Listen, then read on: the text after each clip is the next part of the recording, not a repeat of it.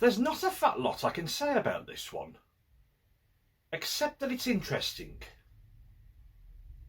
Promise. Greetings, people of the internet. My name is Matt, and this is Doctor Who Online. Yes! We are back with another retro review, and today we are reviewing Doctor Who and the Warlord, the second Doctor Who computer game. Now, I'm cheating a little bit. I've already played a little bit of this before we got here. And oh boy, you're just not going to believe this. And I didn't believe it, so, intrigued? Let's go play! Doctor Who and the Warlord, a BBC micro game from 1985, a text-based adventure game written by Graham Williams himself. A story made of 2 episodes, but sadly, it was mostly ignored. It probably didn't help that its release was at the same time as the show's 18-month hiatus. The Doctor was supposed to be Colin, however, the choice was actually made not to add the Doctor's face to the cover art, so that it could potentially have some longevity in sales, but as we can probably guess, this was not meant to be. As a result, Doctor Who and the Warlord exists in limbo as a strange piece of largely forgotten Doctor Who ephemera. Until now. Okay, so here we are for Doctor Who and the Warlord.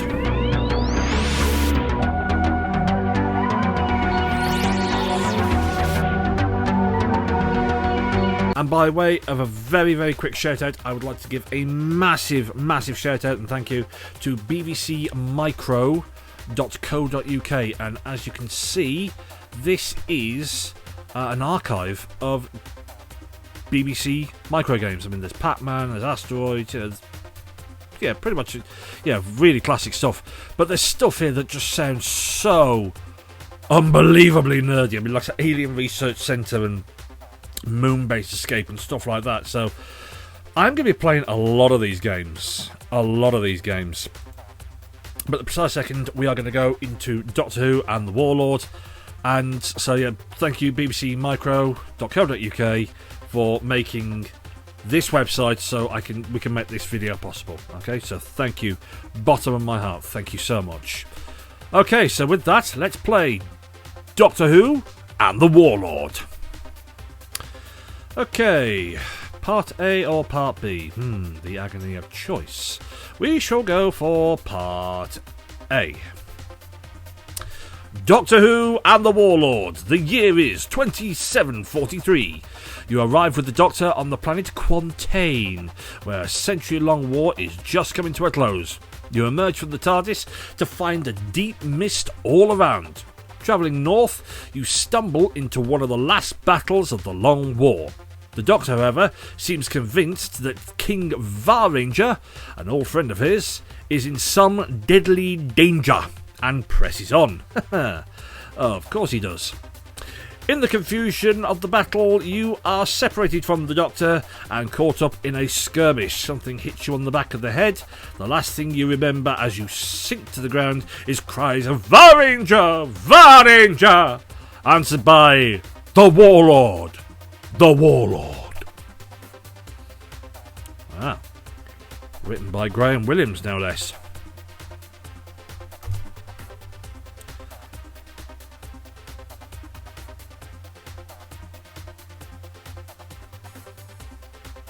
That was the title screen. I'm sorry, but it was.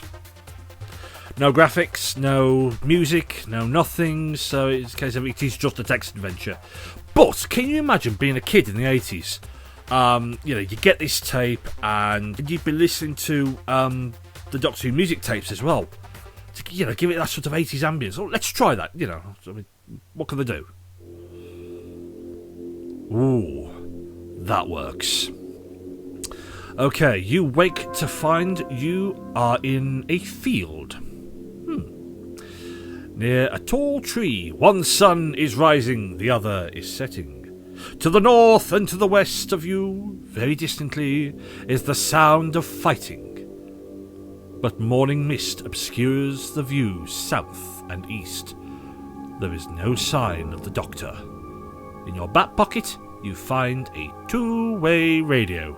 Okay, so let's see what the radio says. So let's see. Switch on radio. Right. Interesting start. Use radio. I want everyone to know that I'm actually making this up as I go along. I genuinely have no idea what's going on here. You hear nothing but hissing and static. Well, that's useful. Give me an item and I can't do anything with it. Okay. Never mind. So switch off radio. Now the thing is with these games is that you've actually got to plot out every single step. So if you have something in your hand, switch it on, switch it off, do this, do that as well. So, you know, that's something to maintain. Okay, so I have a tree. Climb the tree? Why not? Climb tree. From your vantage point in the tree, you can see a metal road to the east and a barren wilderness westwards. Battle-scarred fields lie to the north, with a range of high, snow-covered mountains beyond. While in the country to the south is shrouded in mist. Okay, so do we want to go east or do we want to go west? So there's a barren wilderness westwards. But they did say that there was fighting going, the scent of fighting going on in the west. I don't know. Do you follow a metal road or? I don't know. Let's try west. Go west.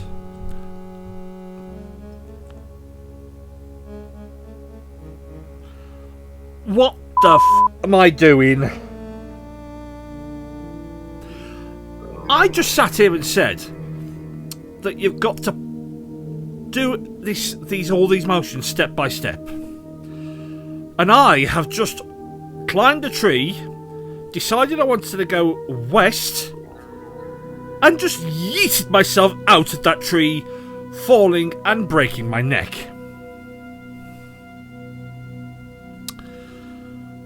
I know there's at least one person out there laughing at me now.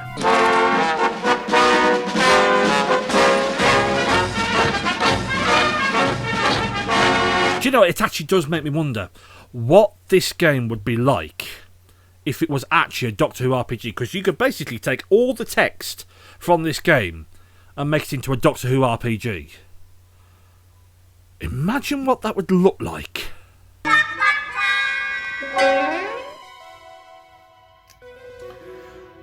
You awake to find yourself in a field next to a tall tree.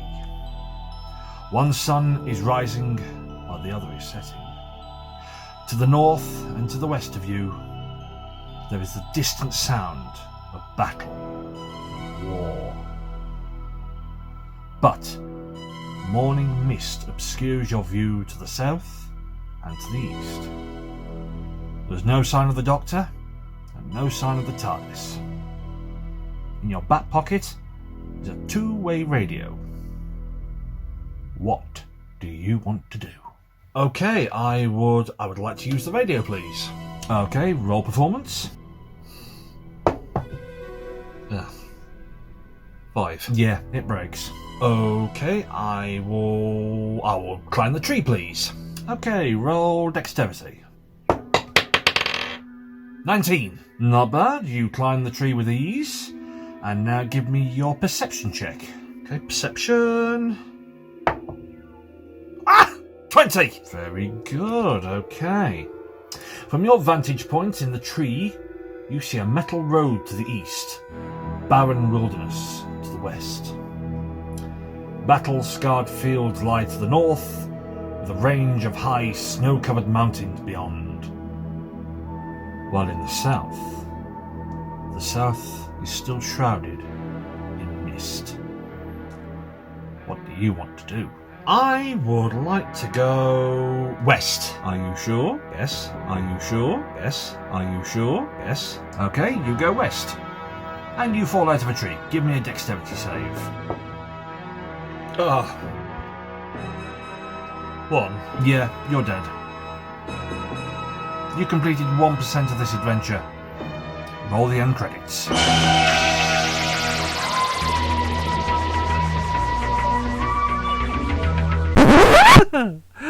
I'd play it. Yeah. There you go. It is what it is. It's a lovely example of simpler days in gaming. But apart from that, if text adventures are your thing, if solo adventuring, solo RPGs are your thing as well, I'd go along with this. But so I'm told that at some point you're going to meet Napoleon, and there's going to be, you actually find the TARDIS and you find the Doctor and you stop the Warlord and stuff like that. But this isn't a 10-minute game. This game could take you hours. Is it bad? I really like this because I play RPGs. I've been playing Dungeons and Dragons since about 2006.